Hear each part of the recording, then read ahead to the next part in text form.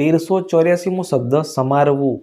સમારવું ને અંગ્રેજીમાં શું કહીશું? તો સમારવું ને અંગ્રેજીમાં કહીશું to cut. TO2CUT cut. To cut મતલબ કે સમારવું. 1385મો શબ્દ મિત્રો સમાવેશ. સમાવેશને અંગ્રેજીમાં શું કહેવાય? તો સમાવેશને અંગ્રેજીમાં કહીશું ઇન્ક્લુઝિવ. INCLUSION. ઇન્ક્લુઝન મતલબ કે સમાવેશ. 1386મો શબ્દ સંતરું. સંતરુંને અંગ્રેજીમાં શું કહેવાય? તો સંતરુંને અંગ્રેજીમાં કહીશું ઓરેન્જ. ORANGE. ઓરેન્જ મતલબ કે સંતરું. 1387મો શબ્દ સંતાવું. સંતાવુંને અંગ્રેજીમાં શું કહેવાય? તો સંતાવુંને અંગ્રેજીમાં કહીશું two hide. TO2HIDE. Two hide મતલબ કે સલતાવું.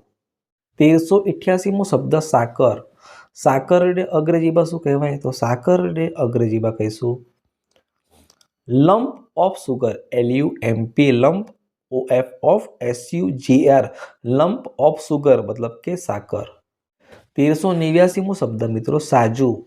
સાજુને અંગ્રેજીમાં શું કહેવાય? તો સાજુને અંગ્રેજીમાં કહીશું વેલ. WELL. વેલ મતલબ કે સાજુ. 1390મો શબ્દ સામગ્રી. સામગ્રીને અંગ્રેજીમાં શું કહીશું? તો સામગ્રીને અંગ્રેજીમાં કહીશું ઇન્ગ્રીડિયન્ટ્સ. INGREADIENTS. ઇન્ગ્રીડિયન્ટ્સ મતલબ કે સામગ્રી. 1391મો શબ્દ મિત્રો સારવાર. સારવારને અંગ્રેજીમાં શું કહેવાય?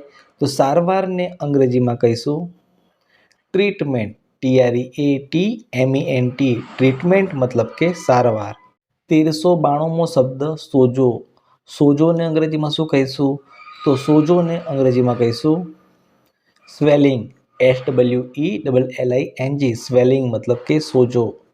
1393મો શબ્દ સૂવું. સૂવુંને અંગ્રેજીમાં શું કહેવાય? તો સૂવુંને અંગ્રેજીમાં કહીશું to sleep. TO2SLEEP. To sleep મતલબ કે સૂવું. 1394મો શબ્દ સૂંઠ. સૂંઠને અંગ્રેજીમાં શું કહેવાય? તો સૂંઠને અંગ્રેજીમાં કહેવાય dry ginger. DRY. Dry. GINGER. Dry ginger મતલબ કે સૂંઠ.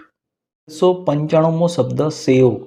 સેવને અંગ્રેજીમાં શું કહેવાય? તો સેવને અંગ્રેજીમાં કહેવાય વેમીસેલી. જેનો સ્પેલિંગ થાય VERMICELLI. વેમીસેલી મતલબ કે સેવ. 1396મો શબ્દ સ્થૂળ. સ્થૂળને અંગ્રેજીમાં શું કહેવાય? તો સ્થૂળને અંગ્રેજીમાં કહીશું ફેટ.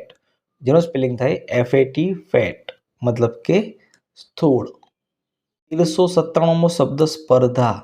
સ્પર્ધાને અંગ્રેજીમાં કહેવાય કોમ્પિટિશન. જેનો સ્પેલિંગ છે COMPETITION. કોમ્પિટિશન મતલબ કે સ્પર્ધા. 1398મો શબ્દ સ્વસ્થ. સ્વસ્થને અંગ્રેજીમાં ફિટ કહેવાય. જેનો સ્પેલિંગ થાય FIT. ફિટ મતલબ કે સ્વસ્થ.